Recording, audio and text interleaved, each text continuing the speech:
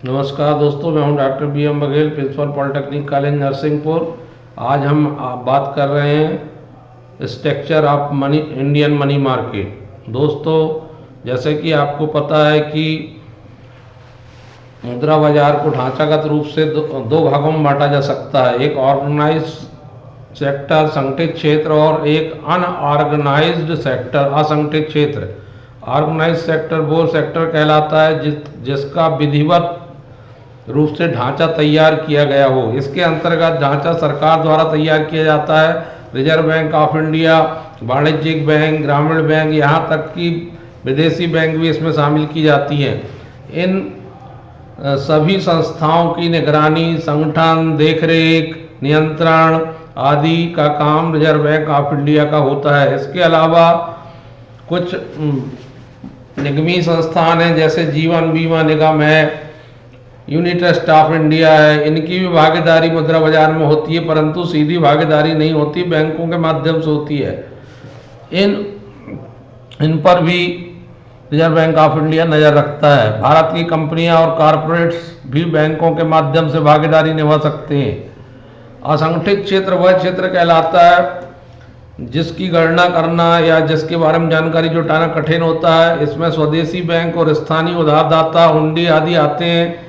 इनकी गतिविधि को आरबीआई या किसी अन्य निकाय द्वारा कंट्रोल करना संभव नहीं होता, क्योंकि ये असंगठित क्षेत्र है। फिर मुद्रा बाजार के घटक कौन से होते हैं? तो मुद्रा बाजार के घटक में मुख्य रूप से एक आता है ऑर्गेनाइज सेक्टर, और एक दूसरा आता है अनऑर्गेनाइज सेक्टर। इन्हें ही मुद्रा बाजार के घटक माना जाता है। इसका अभी क्लासिफिकेशन हम आगे करेंगे कि ये किस प्रकार से काम करते हैं। तो इसमें पहला बिंदु है demand of fund. Demand of fund में भारतीय मुद्रा बाजार में अल्पकालिक फंड के मुख्य उधारकर्ता केंद्र सरकार, राज्य सरकार, स्थानीय संस्थाएं, नगर पालिका, नगर निगम, ग्राम पंचायत, व्यापारी, उद्योगपति, किसान संगठन, निर्यातक, आयातक आदि और आम जनता होती है। संगठित मुद्रा बाजार के उप बाजार में कॉल मनी मार्केट आता है, और भी अन्य इंस्ट्रूमेंट या उपकरण शामिल होंगे, जिनकी हम दूसरे वीडियो में विस्तृत व्याख्या करेंगे। यहाँ पर हम कॉल मनी मार्केट की बात कर रहे हैं। ये एक महत्वपूर्ण उपकरण होता है मनी मार्केट का।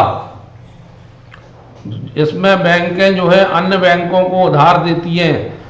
वो तो जिस बैंक के पास ज़्यादा पैसा होता है, वो बैंक दूसरे बैंक को अगर शॉर्ट या पैसे कमी आ जाने पर तत्काल उधार दे देता है। इस प्रकार अल्पकालिक फंड की पूर्ति की जाती है। तो दोस्तों, आपको इस बाजार को बहुत विस्तार से समझने की आवश्यकता है। ये पूंजी बाजार और मुद्रा बाजार दोनों का महत्वपूर्ण योगदान है व्यापार जगत में और कंपनियों को चलाने में। दूसरा है कॉल मनी मार्केट की बात कर रहे थे हम। मुख्य रूप से बैंक कॉल मनी मार्केट में भाग लेते हैं। भारतीय स्टेट बैंक हमेशा बाजार के ऋणदाताओं को प्रोत्साहन देता, उनके पक्ष में रहता है। कॉल मनी मार्केट दलालों के माध्यम से संचालित होता है, जो हमेशा बैंकों के संपर्क में रहते हैं और उधार लेने वाले और देने वाले दोनों बैंकों के बीच एक कड़ी का, एक पुल का काम करते हैं।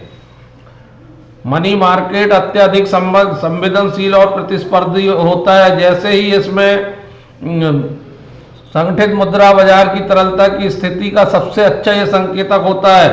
मनी मार्केट में ब्याज की दर अत्यधिक अस्थिर होती है। जब फंड की सप्लाई बढ़ जाती है तो ये घटने लगता है। जब फंड की सप्लाई कम हो जाती है, आपूर्ति कम हो जाती है, तो ये चढ़ने लगता है। तो मनी मार्केट व्यक्तिगत बैंकों की आरक्षित स्थिति में दिन प्रतिदिन उतार चढ़ाव को दूर करने और देश में बैंकिंग व्यवस्था के कामकाज को सुधार लाने में महत्वपूर्ण भूमिका अदा करता है। तो मनी मार्केट जो है भारतीय बैंकों को